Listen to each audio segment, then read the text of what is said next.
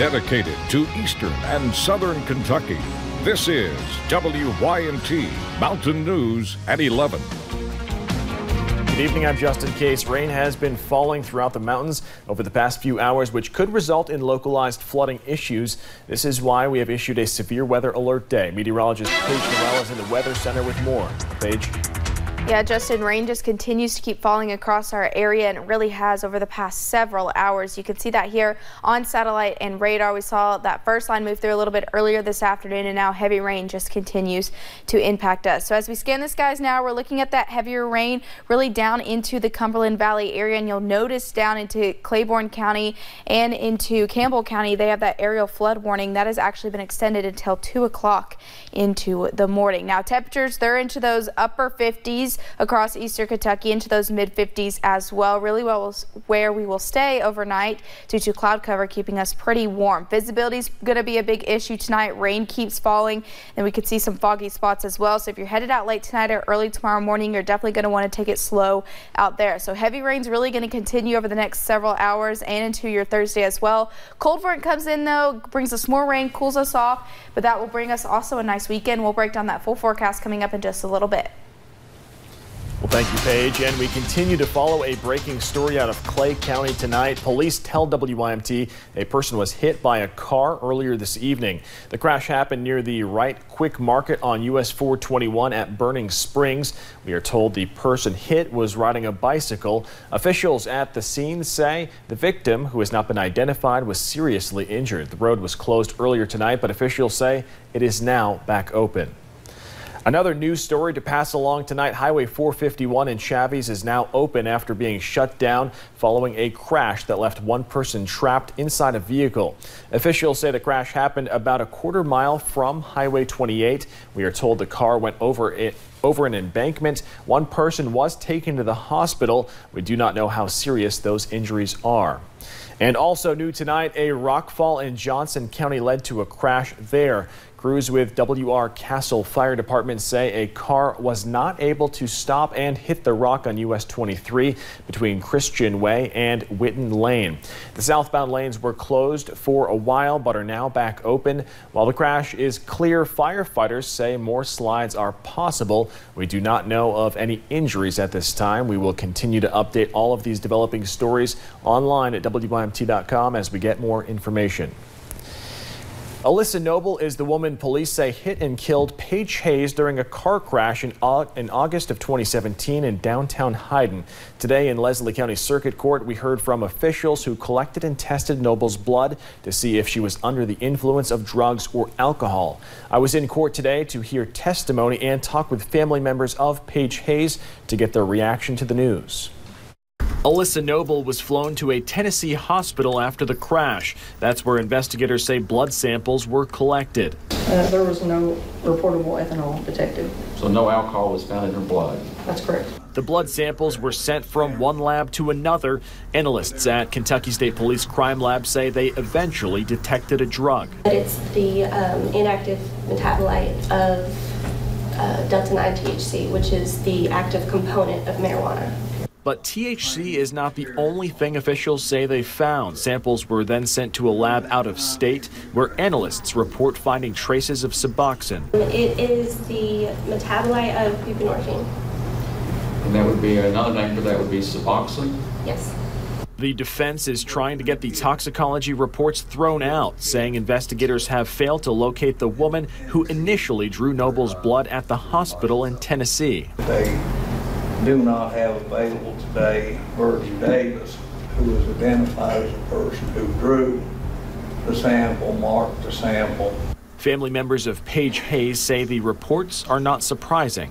It's a roller coaster. I mean, I know that's a cliche thing, but it really is. I mean, your emotions go up, they go down, and in the end, you just want closure. But they know this case is far from over. We still have to stand up and fight for the person that we've lost. I mean, she deserves that. Anybody deserves that. Learning new details of a case that has brought pain to a community.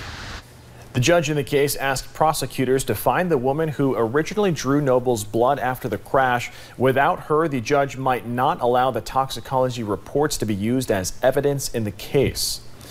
129 hours. That's how long it has been since Big Kahuna Car Wash in Hazard was told it would only be 12 hours they had to shut down.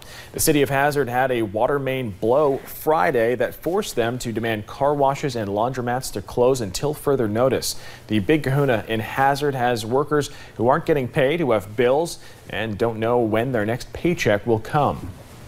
It's just going to be very hard on all of us, and not only the Big Kahuna Car Wash, all the other car washes in town are shut down, the laundromats. I mean, it's just hard on a bunch of workers. And we did just learn tonight that water has been restored to Leatherwood and other communities affected by the recent water outages, but no word yet on when affected businesses will be allowed to reopen. The Boyd County Sheriff's Department is asking for your help tonight. Here's a photo of a man deputies are looking for. Police say he is involved in a theft at Coffee Industrial Park that happened last night. If you know this person, you can call anonymously at 606-739-5135. We do have video of the man on our website, WYMT.com. Just search for this story. Deputies arrested a man after receiving reports of a man dancing in the middle of the road in Laurel County. When deputies got to the scene yesterday afternoon, they found a man dancing there. They determined the man, Prentice L. Buckles, was under the influence. Buckles was charged with public intoxication and was taken to the Laurel County Detention Center. The 2017 announcement of EnerBlue promised more than 800 potential jobs. However, after financial issues surfaced for EnerBlue, when a primary investor withdrew its support, citing unexpected geopolitical factors as a reason. Jared Arnett, the executive director of Shaping Our Appalachian Region, or also known as SOAR, he says there is always a positive feature in a negative situation. You know, you just have to look at it in that with EnerBlue, the industrial park was full, so it slowed the recruiting process down a little bit because they were really out of space. Pikeville City Manager Philip Ellswick says multiple parties are showing interest in the Kentucky Enterprise Industrial Park. We will continue to follow this story and we will update you as we receive new information.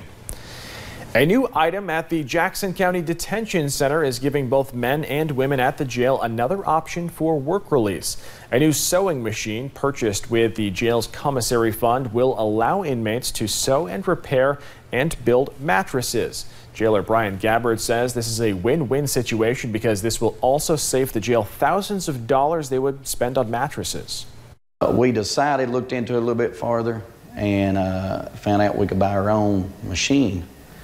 And we don't have a lot of work programs for the female inmates, so we decided that'd be a good program for them and save money at the same time, so they get work credit for that. Gabbard says they only house around 25 female inmates, but there was only one other work release program prior to the sewing machine. Multiple Eastern Kentucky emergency management agencies prepared for disaster today.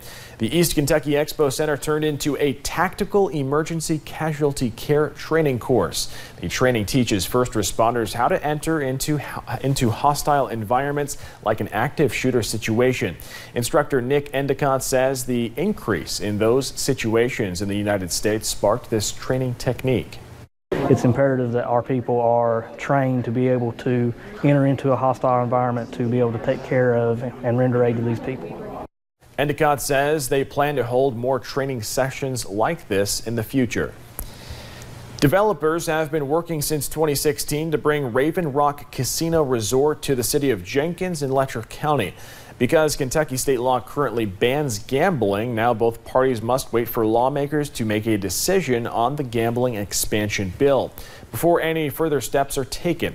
Raven Rock Entertainment CEO James Hibbett says the industry could create nearly 1,000 jobs with an average pay of $50,000. Horse racing's been a part of Kentucky for over 100 years. It should be a natural progression for the state legislators to pass the expanded gaming law bill. Developers say the casino and hotel's gaming floor is projected to be 50 to 60,000 feet. They plan to include an auditorium for musical entertainment and an adventure park. Coming up at 11, 4 buildings in San Francisco were on fire today following a gas line explosion. And later, beachgoers in South Florida are confused after a 20-foot cross washed ashore. And widespread rain chances continue as we head into the overnight hours. We'll break down that full forecast in just a few minutes.